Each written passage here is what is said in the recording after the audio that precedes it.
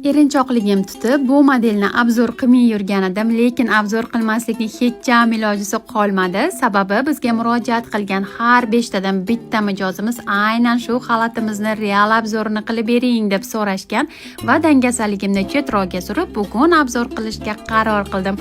Profilimni oldindan kuzatib yurgan obunachilarimiz yaxshi bilishadi. Imkon qadar luk tarzda komplekt yig'ib obzor qilib beraman. Bu safar ham shunaqangi bir-biriga moslab luklar lekin bu degani faqatgina birga sotiladi degani emas, bemalol alohida ham xarid qilishingiz mumkin. Hozirda nalichida oq xalatimizga mos sarochkalarimiz tugagan ekan, o'sha sababli faqat o'zini obzor qilib qo'ya qoldim. Agarda sizga bu tovarlarimizning narxlari qiziq bo'lsa, iltimos bizga Telegram kanali orqali murojaat qiling, bizni kuzatishda davom eting.